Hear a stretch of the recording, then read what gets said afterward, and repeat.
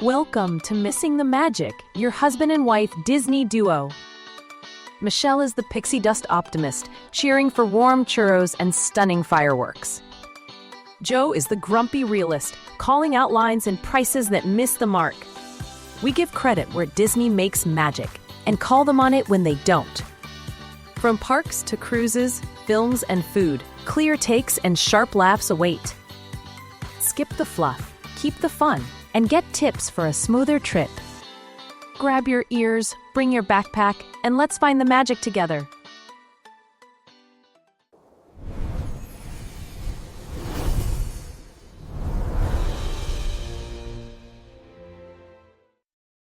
Welcome to day 5, or what we like to call Blur's Day of the cruise, because the days really are just blurring together now with all the alcohol.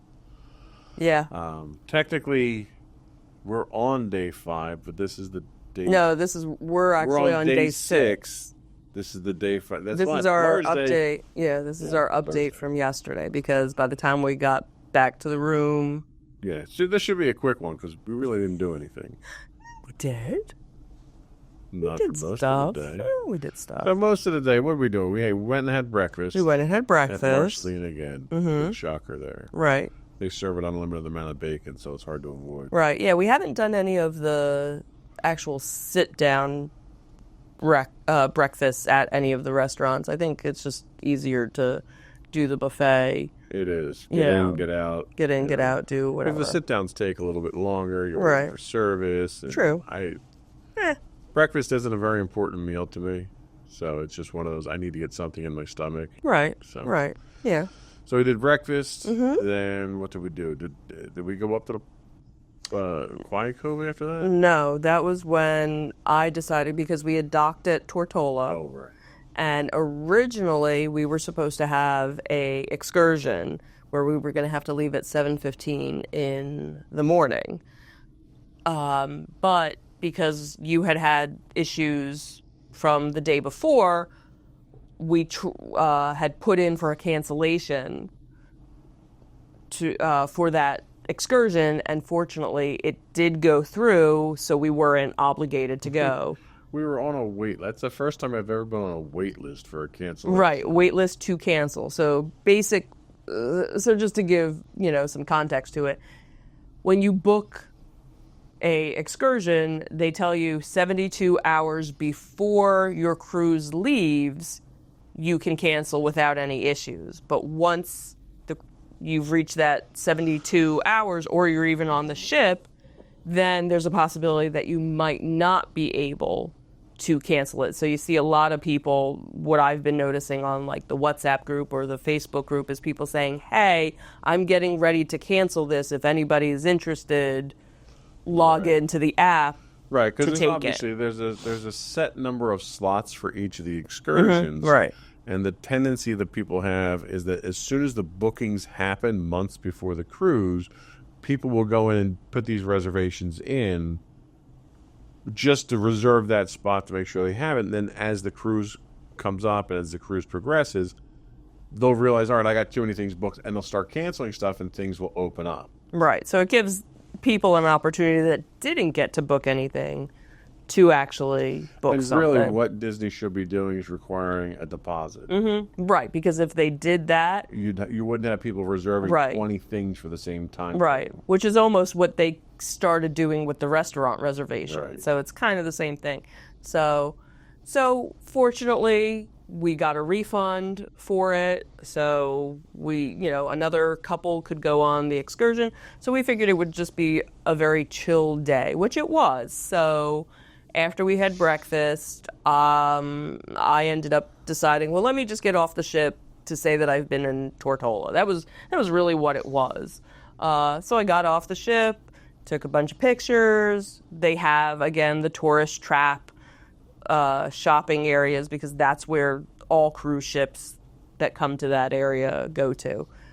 So I walked around, got some little knick-knacky things, nothing major, and then came back on the ship. And I think maybe you had already been up there? I had gone up to the pool deck. All right. Well, no, we went together, I thought. Yeah, we went together. We went together. Right. So I got changed to, get into my bathing suit. I didn't think I left the room at that point. I think I was here doing work. Maybe. You could have been. Or maybe you were on... No, because I ended up eating breakfast. I brought my breakfast down. I think you ate... I don't remember. I went up and I ate by myself. Right. You had breakfast by yourself. I went to sit on the pool deck. Right, but I think... you came up and got your breakfast and brought it out to the pool deck. Right. So, yes, that's how it happened. I was right. Right, yeah. It's Blur's Day. So I ate breakfast, you finished up working, and then we decided to go up to the pool deck. The Quiet Cove. The Quiet Cove, the adult only. The one where you can never get a seat because it's so small and so packed. Right. But fortunately, because so many people were out on excursions, it wasn't very crowded. So pro tip, if you do want to sit on the pool deck and you don't want to be in the sun, that's a great place to sit because they have a bar back there right where the infinity pool is. Mm-hmm. And you'll get air conditioning that pours out of the bar, so it's not terribly unpleasant most of the day. Right. And so you were sitting there talking to a nice couple. I ended up going into the pool for a while and basically just sat because that's really all you can do in those pools. It's like a hot tub that's not hot. Right. But they have the waiter, one of the waiters from the bar, constantly coming back and forth asking, if you want drinks. So it was just a very nice, relaxing, chill time. It was getting kind of late. We were getting kind of hungry for lunch, so I went back downstairs, grabbed some lunch, and brought it back upstairs. I'm pretty sure it was that pulled pork that didn't agree with it. Okay. So now we know. So yeah, it was just a very relaxing time, getting to know another couple. And then once we were done with that, we came back to the room. We got changed. Yeah. We didn't do anything else because then we went downstairs for dinner / see what the craziness was downstairs. And that's the thing is, so we have the early dinner. So a lot of times they'll have the photos starting around that same time. So you have everybody in one area at the same time. So you have all the families that are there to do all these pictures. Then you have people getting in line for the meals because there's the one restaurant that's right there. So it kind of gets very chaotic around like 4:45 or so. Yeah. And then when we go into dinner, obviously you have a big group of people that go in, so it's not as crazy. And then the same thing kind of happens when we come out of dinner. There's a little bit of a crowd, but then in a little bit, most of the crowd separates because those people are now going to dinner. So it kind of works out that way. There was a magician that was performing yesterday that we were like, do we go? Do we not? One of our other dinner mates, I don't know what else to call them, dinner friends? Sure. They were going to go to the show. They had thought about going, and then turns out they didn't go. We, of course, decided to go back to the Haunted Mansion. And immediately after dinner, we went to go into the Haunted Mansion, and it was packed, and I wasn't going to deal with it. Right, and then we were going to do Scat Cat, but that was packed. So we just sat in because they had a live band playing. Oh, that's right. Right, in the Grand Hall they had a live band, so we went back and we were listening to that. And then a little bit later, we went back over to the Haunted Mansion, and it wasn't as packed. So we got in. Earl and Tracy were actually across the way doing Disney Villains trivia. So we went in the lounge, and then when they were done with trivia, they came into the Haunted Mansion parlor, and that was when the craziness just ensued. That's where the fun times happen. Just so many inside jokes now from that whole thing. So I was telling our daughter that it amazes me how people who literally just met a couple days ago get along like we've been lifelong friends for 20 years. Yeah, and it's funny because that was something I think the husband and wife that you were talking to at the pool, they mentioned about they had gone on a cruise, met a bunch of people, got along really well, and they continue to cruise with those people that they just met. They relayed one story where they were on a cruise. They wanted to cruise with their other friends, but their other friends were already booked for a cruise the day after they came back. So they booked a second cruise the day after they got back so they could cruise with them. Yeah, so it's nice that we kind of experienced, something. And kudos to Disney for their matchmaking of couples and putting people together that have very different backgrounds. They live in very different areas, but seem to hit it off. Yeah. And even like the table next to us. Okay. Oh my God, that's so funny. So the table next to us, shout out to Duncan, right? Was his name? Duncan's the little boy. Cutest little boy. The one night he came over and he's talking to us when we were at Coco, right? Yeah, it was Coco. And because was it pirate night? Yeah, I think it was pirate night. So he was all piratey. So it's a husband, a wife, and their three kids, 2 little boys and a little girl. Right.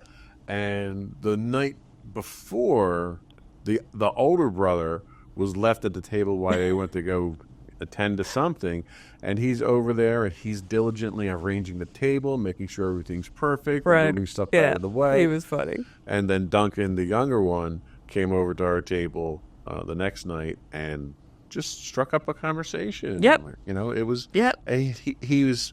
I think he said he was 5 or 6. He was 6. Okay. Yeah. And just the friendliest, most mature young man that I think I've ever met.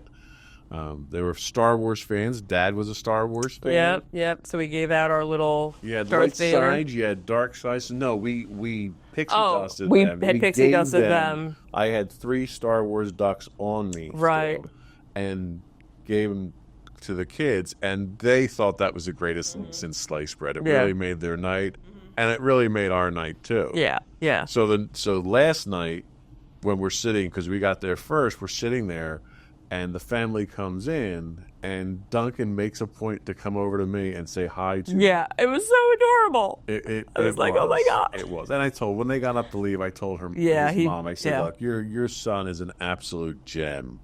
And she says, yeah, he's my heart and soul. So Yeah. But you have to tell the story from Coco, what you told him.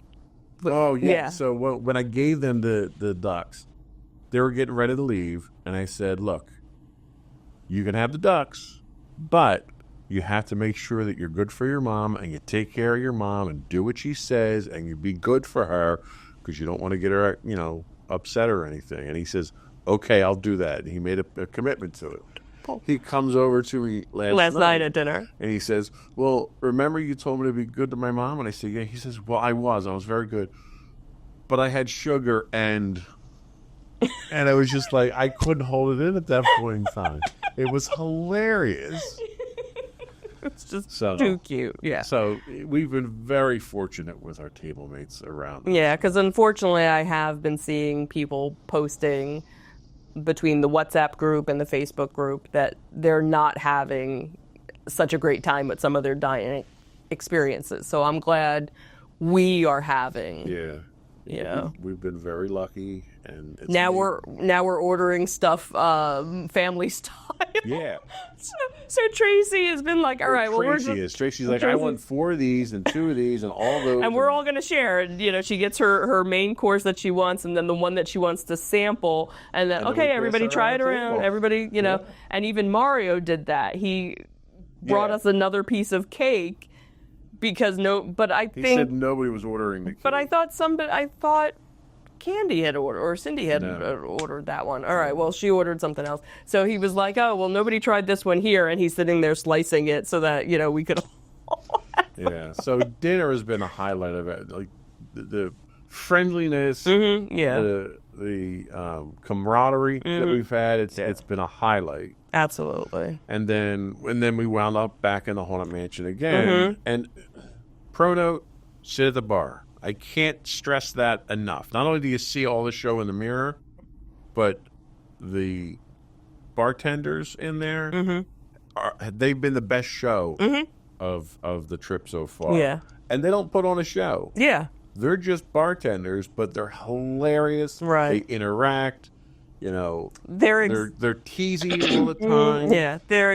It's so much fun. It really is. Right. So if like the Haunted Mansion butlers ran a bar, this is what. Right. This is how you blank expect. stares, Yeah. You get the I hate yous. The I hate yous. And it's all done in fun. And, Right. and it's like they read the crowd and they know who they can play around with. Right. Right. And we interact back and forth. They had changed it. I got in one beer. They changed the tap, and the second beer was warm. And we were just razzing these guys constantly. And they were so good about it. Yeah. Like, they knew it was all done in good fun. Yeah.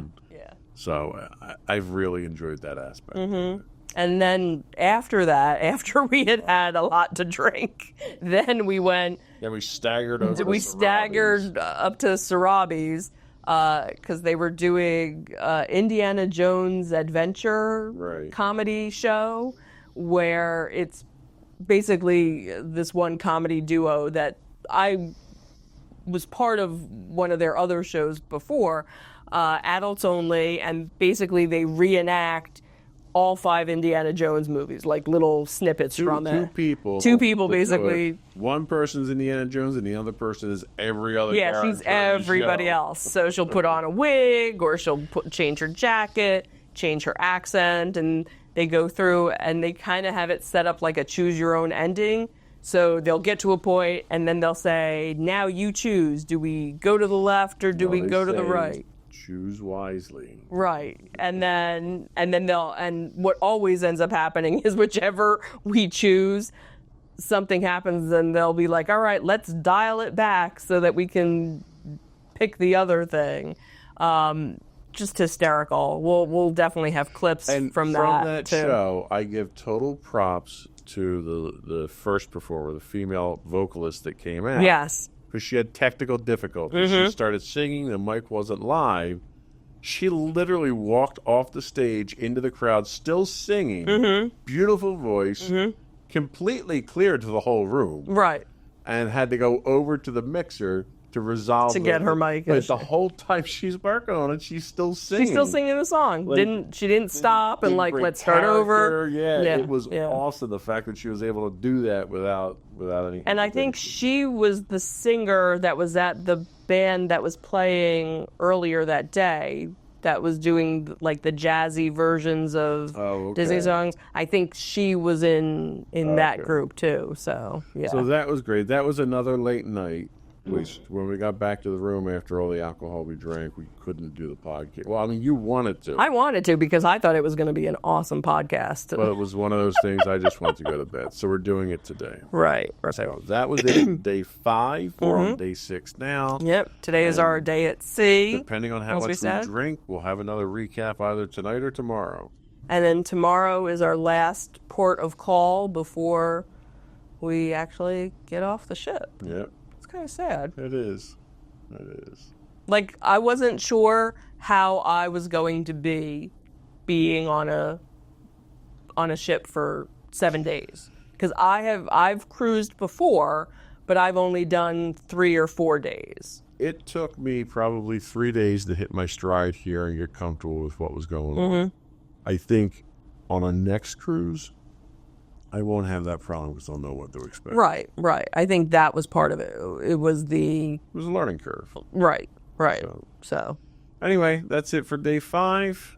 Come back, check back later for day 6. That's a wrap on this episode of Missing the Magic.